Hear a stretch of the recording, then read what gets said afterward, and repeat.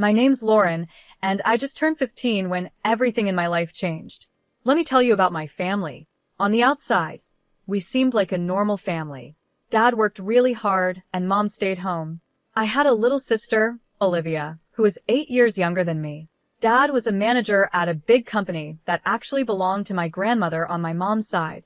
Grandma was a really ambitious woman.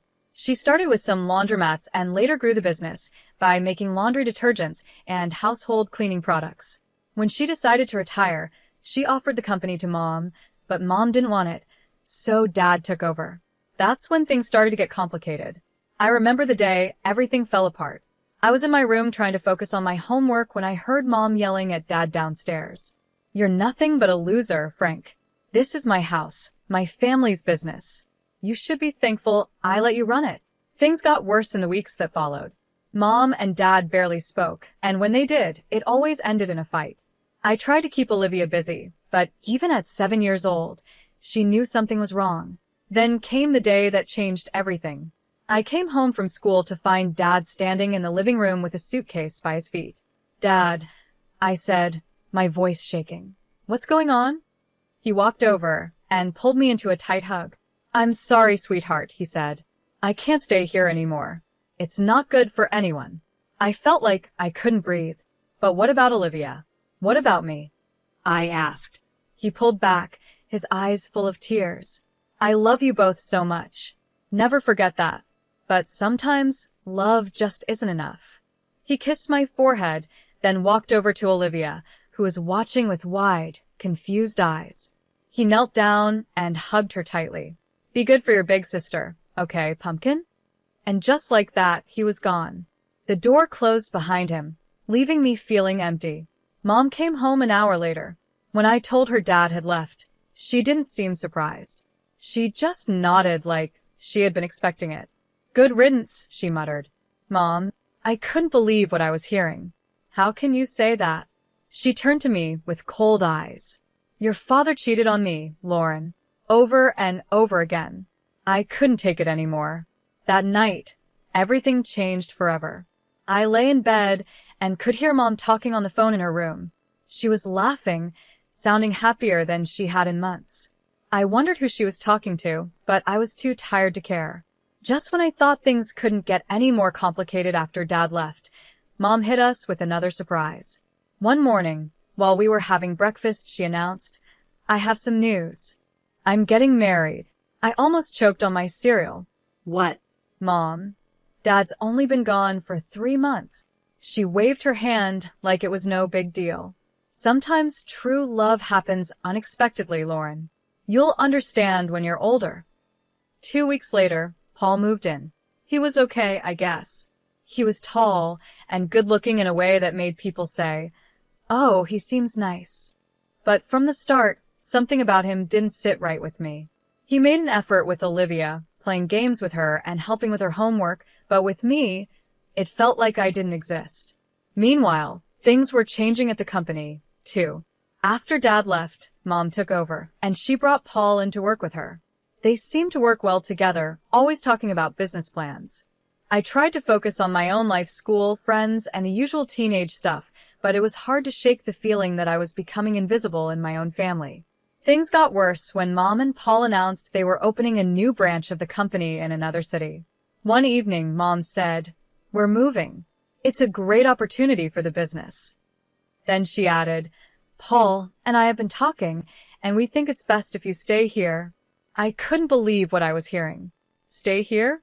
Without you?" I asked, shocked. Mom quickly explained, "The new house won't have much space, and you're almost finished with school. It wouldn't make sense to transfer right before your exams." It felt like a punch to the stomach. "So where am I supposed to live? On the street?" I asked, trying not to cry. "Don't be dramatic, Lauren," Mom scolded. "You'll stay with your grandmother. She's already agreed to it." I stormed off to my room and slammed the door. As I lay on my bed, tears of anger and hurt ran down my face. I couldn't stop thinking, when did I become such a burden to my own mother? The next few weeks flew by, filled with packing boxes and goodbyes. Not for me, though. The tears were from Olivia, who didn't want to leave her friends behind. I helped Olivia pack, trying to stay cheerful for her sake. "Will you come visit us, Laura?" she asked, her big brown eyes filled with tears. I hugged her tightly. "Of course I will, Squirt. You can't get rid of me that easily." The day they left, I stood on the porch with Grandma, watching as the moving van pulled away. Mom gave me a quick hug, and Paul gave an awkward nod. Then they were gone, taking Olivia with them. Living with Grandma wasn't as bad as I had imagined. She was pretty cool in her own way, giving me space when I needed it but always there with a cup of tea and a kind ear when I wanted to talk. Still, it didn't feel like home. My 20th birthday came faster than I expected. That morning, I woke up feeling strange. I should have been excited, but all I felt was empty. Mom called, of course. "Happy birthday, sweetie," she said, sounding overly cheerful. "I'm sorry we can't be there. Work is just crazy right now. We'll celebrate next month when we visit, okay?" I knew we wouldn't. They hadn't visited once since they moved. "Sure, Mom. Sounds great." Grandma must have sensed how I was feeling, because she really went all out. She let me invite a few friends over, ordered my favorite food, and even baked a cake herself. For a few hours, I almost forgot about everything. The next morning, Grandma called me into her office. She had a serious look on her face that made my stomach drop. "Sit down, Lauren," she said, pointing to the chair across from her desk. "We need to talk." My mind raced. Oh no, is she kicking me out? Where would I go? But then she smiled, reached into her desk drawer, and pulled out a small folder. "Happy birthday, sweetheart. Open it." I did, and my heart nearly stopped when I saw what was inside. "Grandma, is this?" She nodded, her eyes sparkling. "The company is yours now, Lauren. I see potential in you. You've got a good head on your shoulders, and I know you'll do right by the business." "But Mom and Paul, they're running it now," I said, still in disbelief. Grandma's face tightened a little. "They're running a branch. The main company, the heart of it all, that's yours now." I sat there, stunned. Me, barely 20, the owner of a multi-million-dollar company. It felt like a dream or maybe a nightmare. I don't know what to say. I finally managed. Grandma reached across the desk and squeezed my hand. "You don't have to say anything. Just promise me you'll give it your all." I nodded, still in shock. "I will. I promise." She leaned back, satisfied.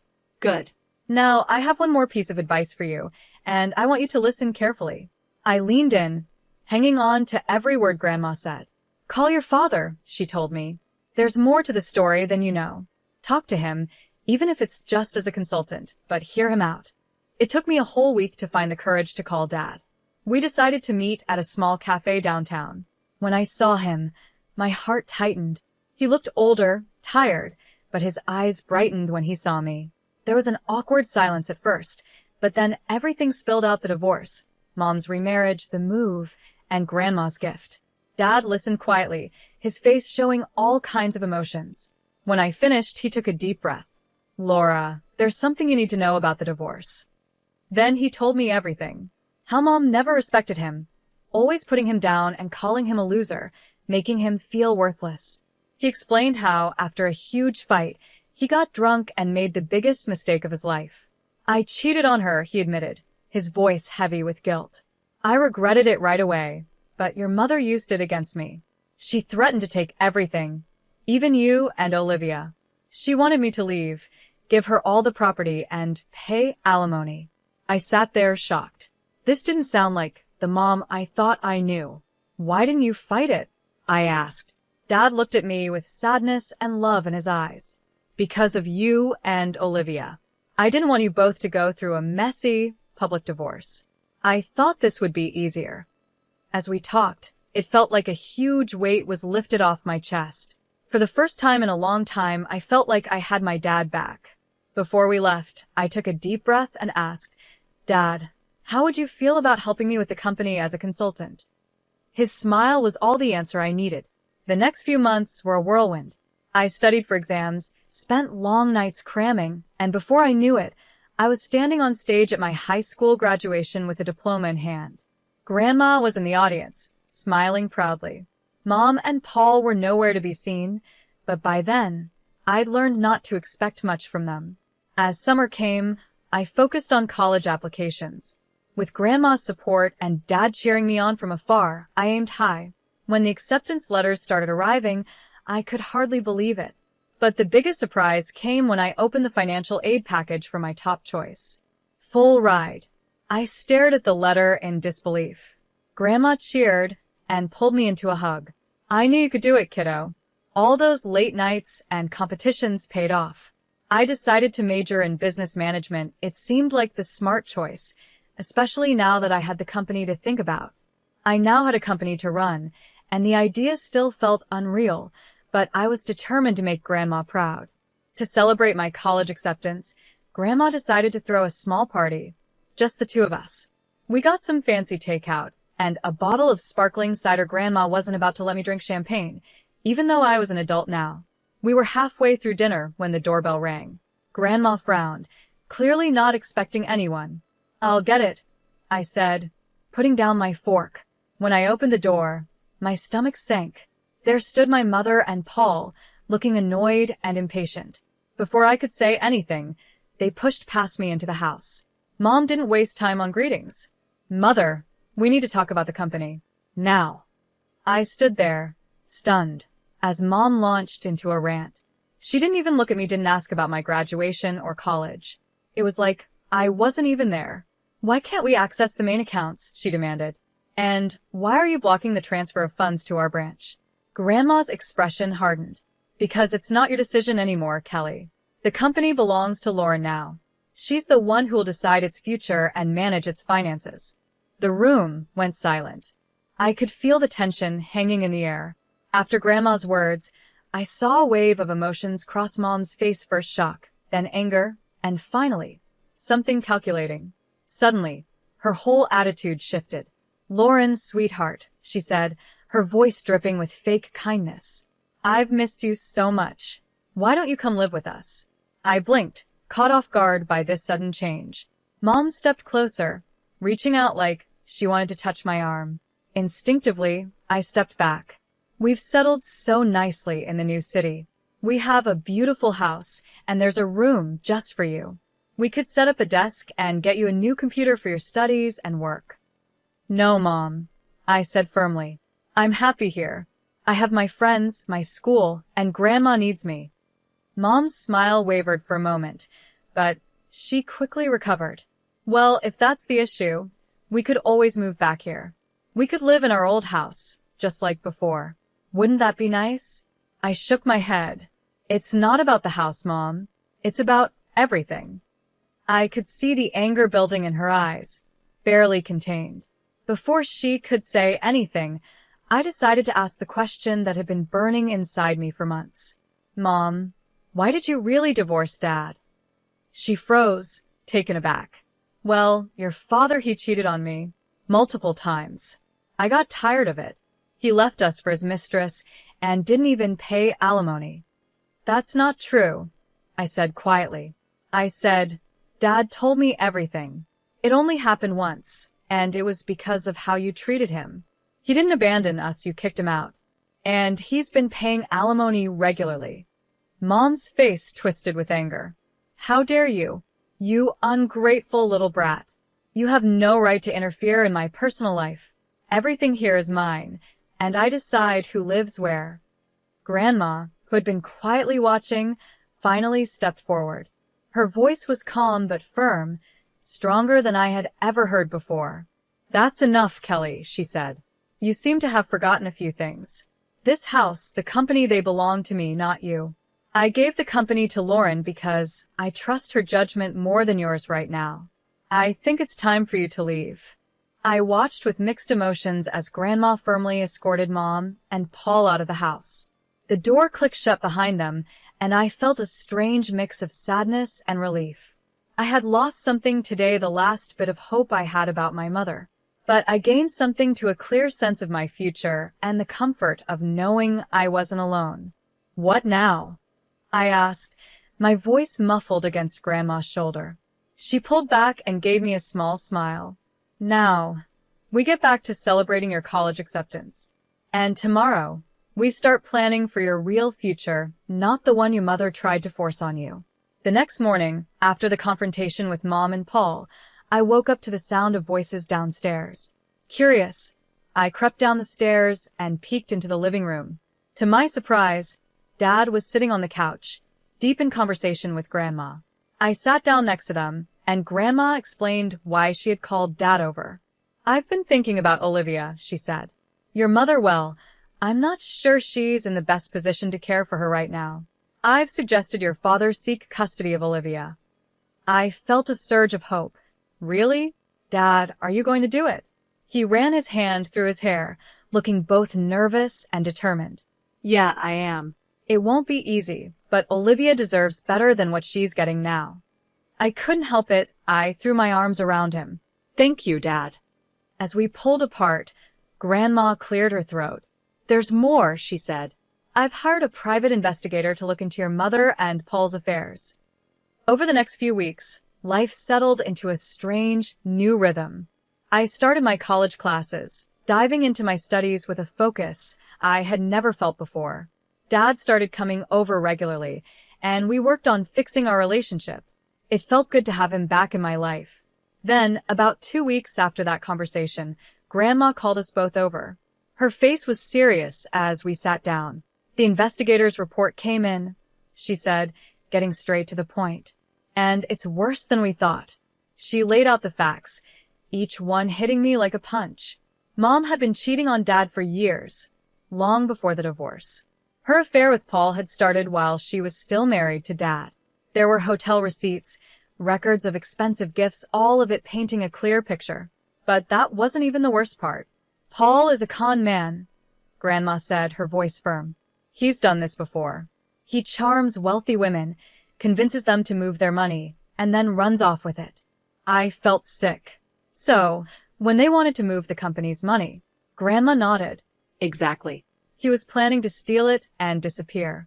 We sat in silence, each lost in our thoughts. Finally, Grandma said we needed to confront Mom with the truth.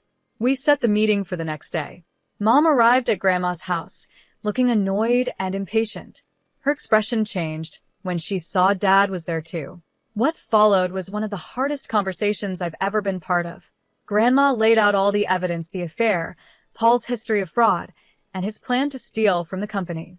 With each piece of information, I watched Mom's face, hoping to see some guilt or understanding. But all I saw was denial.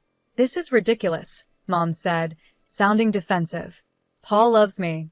He would never do that. You're all just jealous of our happiness." Dad tried to reason with her. "Kelly, please look at the facts. Think about Olivia.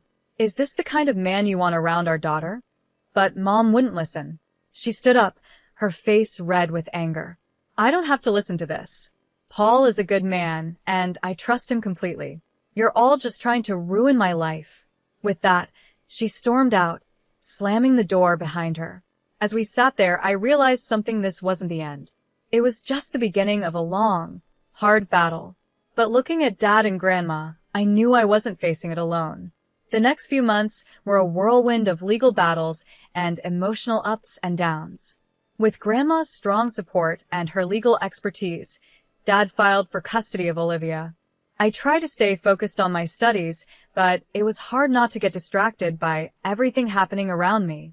The day of the custody hearing came, and I insisted on being there. The whole thing was tough. Mom's lawyer tried to make Dad look like he wasn't involved in our lives, but our lawyer was ready. He showed proof of Dad's regular alimony payments, how he had tried to keep in touch with us, and the stable life he had now. Then came the big shock. The private investigators' report about Paul's criminal past and their plan to steal from the company. I watched Mom's face as the truth came out first. She looked shocked, then angry, and finally lost.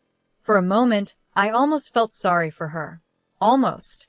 When the judge gave full custody of Olivia to Dad, I felt a mix of emotions: relief that Olivia would be safe, but also sadness that it had come to this. As we left the courthouse, Olivia in Dad's arms, Mom approached us. "This isn't over," she hissed, her eyes full of anger. Grandma stepped in between us.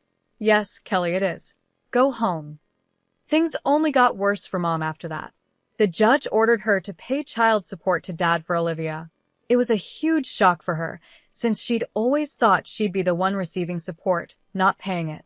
I threw myself into my studies and learning more about the company, trying to stay away from the family drama.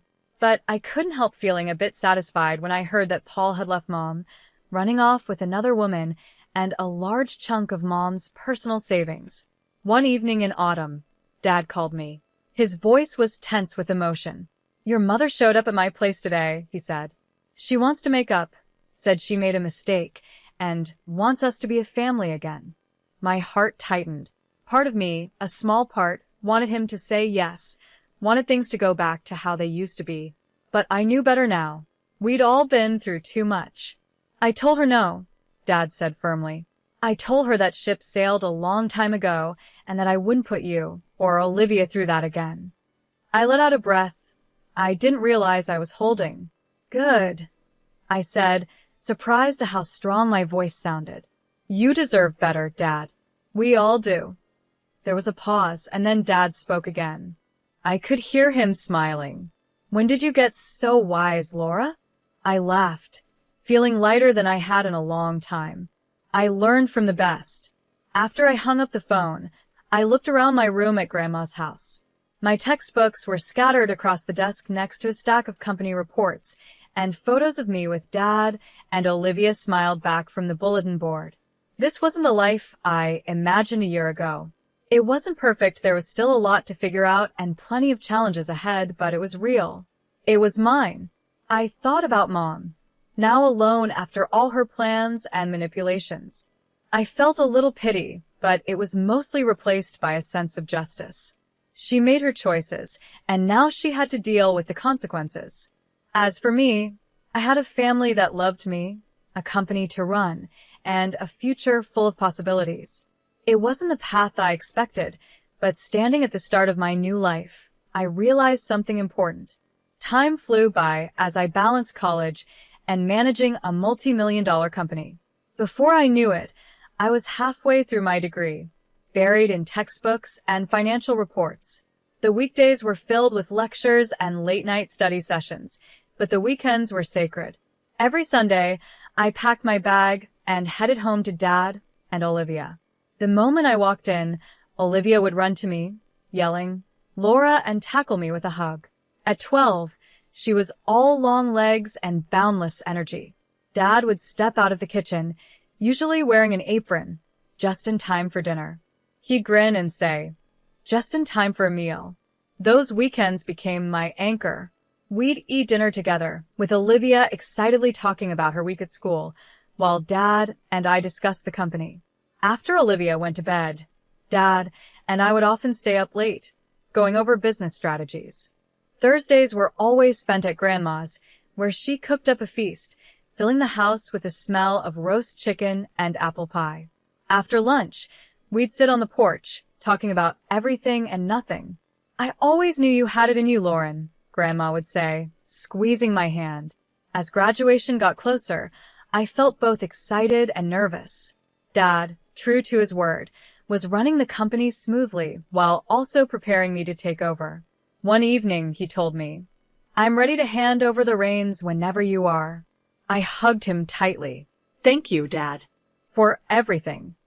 Life wasn't perfect, and there were still challenges ahead, decisions to make and a company to manage. But as I looked at my little family, Dad, Olivia, and Grandma, I knew we could face anything together.